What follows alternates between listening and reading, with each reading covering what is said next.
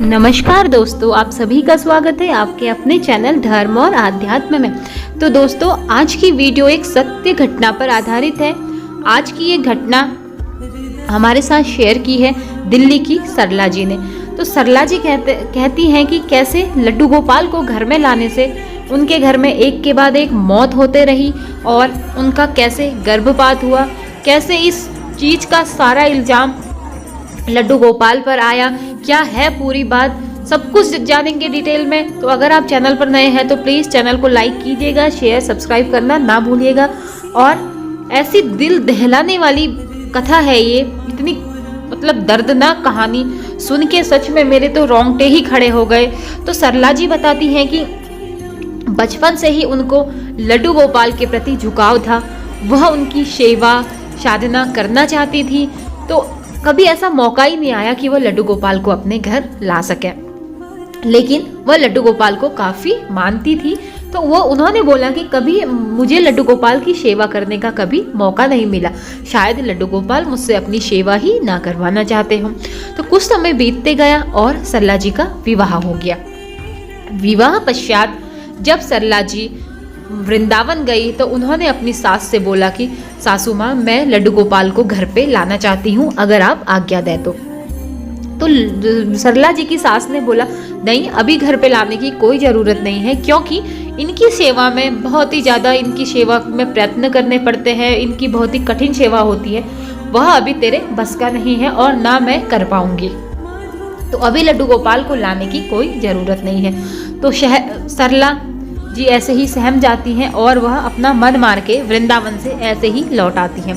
लेकिन वह हर रोज़ सोचती हैं, अगर मेरे घर पे लड्डू गोपाल होते तो कितना अच्छा होता, अगर लड्डू गोपाल होते तो कितना अच्छा होता। लेकिन वह जब भी लाने का प्रयास करे, सरला जी की सास उसको मना कर दे। ऐसे ही कुछ समय बीतता गया। एक दिन वह दिल्ली के कहीं मंदिर जा रहे थे, लड्डू गोपाल का ही मंदिर था।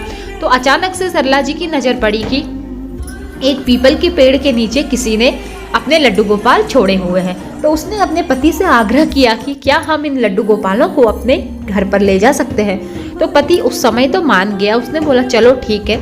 फिर वह पंडित जी से पूछने गई कि पंडित जी, ऐसे यहाँ पर पीपल के वृक्ष के नीचे लड्डू गोपाल पड़े हुए हैं, पता नहीं किसके हैं, तो क्या हम ले जाएं? पंडित जी बेहद ही प्रसन्न हुए। पंडित जी ने कहा ये तो बहुत ही अच्छी बात है, खुशी की बात है, क्योंकि इनको कोई इनकी सेवा ना करनी पड़े, इनकी सेवा से दुखी होकर ही इनको यहाँ छोड़ गया है। अगर तुम इन्हें ले जाना चाहती हो, इनकी सेवा करना चाहती हो, तो यह बेहद ही सौभाग्य की बात है। और कृष्ण भगवान ने, लड्डू गोपाल ने इस चीज़ के लिए तुमको चुना है, तभी तुम्हें उनके दर्शन हुए, तो तुम इनको ले जा सकती हो। तो सरला जी बेहद ही खुश हो गई, क्योंकि उनका बचपन से ही सपना था कि उनके घर पे लड्डू गोपाल हो और वह उनकी सेवा करे। तो वह घर पे ला गई। तो सरला जी की सास कुछ समय तो सरला जी से नाराज रही कि लड्डू गोपाल लाने की क्या ज़रूरत थी, अब इनकी सेवा कौन करेगा। तो धीरे धीरे सरला जी की सास भी मान गई। तो मुश्किल से 10 दिन हुए थे लड्डू गोपाल को घर में लाए हुए। इसी बीच सरला जी के ससुर जी का देहांत हो गया। तो अब सरला जी के ससुर जी का देहांत हो गया तो घर में शोक की लहर दौड़ गई। लेकिन सासू माँ के जहन में एक ही बात आई कि यह सब इस लड्डू गोपाल के ही कारण हो रहा है। जिस दिन ये घर में आया उस दिन से ही मुझे अपने आसपास में बड़ी अजीब सी बेचैनी महसूस हुई, तो यह सब इसी के कारण हो रहा है।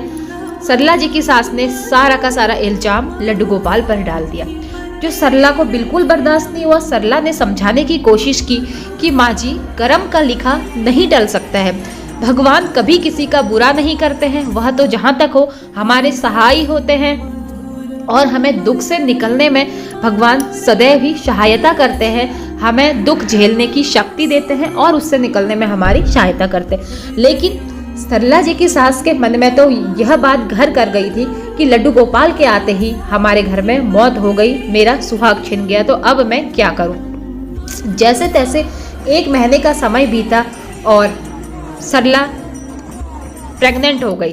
तो सरला की सास खुश हो गई कि चलो घर में अब खुशियां आएंगी, अब जो है हमारे घर में बच्चे की किलकारियां गूंजेंगी।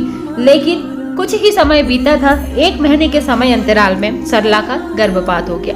अब तो सरला की सास का पारा 7वें आसमान पर था और वह लड्डू गोपाल को देखकर इतना आग बबूला थी कि उसने लड्डू गोपाल की मूर्ति उठाई, पकड़कर दरवाजे से बाहर पटक दी और बोला, तू इसे आज ही ले जा, जहां से लाई है उधर ही रख कर आ, क्योंकि इसके आते ही देखो हमारे घर में क्या से क्या हो गया। पहले तेरे ससुर जी चले गए, अब हमारे घर में आने वाला जो बच्चा था वह भी इस लड्डू गोपाल ने छीन लिया, तो अब हमें इसकी कोई जरूरत नहीं है, यह पापी है, यह हमारे घर का हत्यारा है। ऐसा कहकर उसने सारा इल्जाम लड्डू गोपाल पर डाल दिया। तो सरला जैसे लड्डू गोपाल को लाई थी, उनको उधर ही छोड़कर आई, बड़े दुखी मन से, भारी मन से। फिर उसके बाद जब वो लड्डू गोपाल को छोड़कर आई तो उसके 2 महीने बाद सरला फिर से गर्भवती हुई और उसने एक बहुत ही स्वस्थ और सुंदर बच्चे को जन्म दिया। उसको पुत्र रत्न की प्राप्ति हुई। तो उसकी सास बहुत ही खुश हो गई और कहने लगी, देख, जब से तो उस लड्डू गोपाल को घर से छोड़कर आई है, जब से हमारे घर से वह लड्डू गोपाल गया है, तब से हमारे घर में अब खुशियां लौटी हैं। तो वह जो लड्डू गोपाल था वह बहुत ही अशुभ था। पता नहीं किसने अपना अशुभ कलंकित लड्डू गोपाल वहां छोड़ा था, पता नहीं उसने कितने घरों में तबाही मचाई थी, तभी उसको, जिसके घर में उसने तबाही मचाई थी, उसे वह तब पीपल के पेड़ के नीचे छोड़कर गया होगा। लेकिन तू मूर्ख उसको लेकर आई और देख हमारे घर में क्या हो गया। तो सरला बहुत रोती है, क्योंकि वो समझा के तो थक चुकी होती है कि माँ जी ऐसा कुछ नहीं होता है, कर्म का लिखा तो इंसान को भोगना ही पड़ता है, भगवान कभी किसी का बुरा नहीं चाहते हैं। लेकिन उसकी सास इस बात को समझना ही नहीं चाहती थी। तो वह अभी भी 1 साल बीत गया था, लेकिन वह सारा इल्जाम लड्डू गोपाल पर ही डाल रही थी। तो ऐसे ही धीरे धीरे समय बीतता गया और सरला भी बस अपने मन को समझाते रही कि शायद लड्डू गोपाल की सेवा का सौभाग्य मेरे हाथों में नहीं है, क्योंकि लड्डू गोपाल मुझसे सेवा ही नहीं करवाना चाहते। फिर उसका बेटा बड़ा हुआ, वह 3 साल का हुआ तो एक बार उसकी तबीयत इतनी ज़्यादा खराब हो गई, उसके सर में बुखार चढ़ गया और उसे हॉस्पिटल में एडमिट करना पड़ा। तो सास बहू वो सब बहुत परेशान हो गए, डॉक्टरों से विनती करने लगे कि डॉक्टर इसको सही कर दो, सारा कुछ रोने गिड़गिड़ाने लगे। तो उसके बाद उसकी सास के सपने में लड्डू गोपाल आए। तो सास के सपने में जब वही लड्डू गोपाल आए, वही विग्रह आया जो सरला जी उस पीपल के पेड़ के वहां से उठाकर लाई थी। तो उन्होंने बोला कि देखिए, अब तो मैं माँ जी आपके घर में भी नहीं हूँ, तो आपके घर में ऐसा क्यों हुआ, क्यों आपका छोटा सा बच्चा बीमार हो गया, क्या आप इसका दोष भी मुझे ही देंगे? मुझे तो आपके घर से निकला हुआ 1 साल हो गया है, तो अब क्यों आपके घर में ऐसा हो रहा है? आपने तो कितनी आसानी से सारा दोष मेरे मत्थे मढ़ दिया था। लेकिन मैं आपको बताना चाहता हूँ कि भगवान कभी किसी का बुरा नहीं चाहते हैं। तो अब सासू माँ के समझ में यह बात आ गई थी, क्योंकि उसने भाप लिया था कि हाँ, मुझसे गलती हुई है। 1 साल का समय हो गया, उसे वही विग्रह देखने को मिला, तो इसका मतलब कि भगवान का कुछ इशारा है।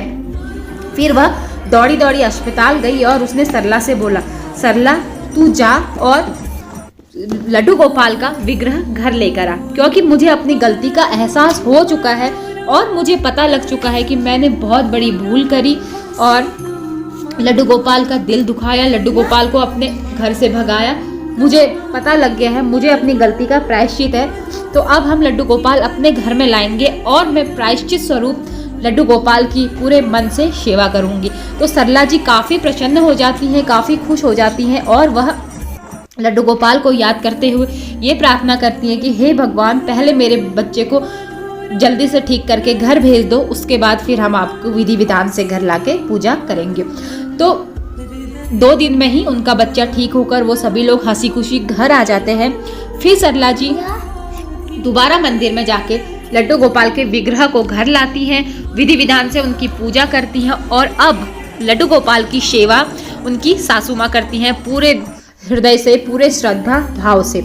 अब लड्डू गोपाल की कृपा से उनके घर में एक दूसरा बालक भी जन्म लेता है, जो काफ़ी सुंदर स्वस्थ बच्चा उनको लड्डू गोपाल जी दे देते हैं।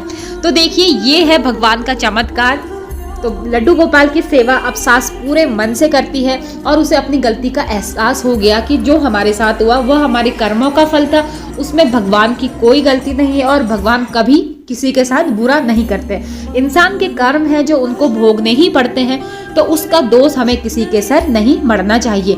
तो ऐसे ही हंसी खुशी अब सरला जी का परिवार श्री कृष्ण की भक्ति में लीन था और श्री कृष्ण की कृपा से काफी सुख शांति के साथ अपना जीवन यापन कर रहा है। तो चलिए, ये थी एक दिल दहला देने वाली कथा, जो शुरुआत में तो काफी झकझोर देने वाली थी, लेकिन इसका अंत बेहद ही सुखद हुआ। तो चलिए, आज की वीडियो में इतना ही। सभी लड्डू गोपाल के भक्त कमेंट बॉक्स में जय लड्डू गोपाल, जय श्री कृष्ण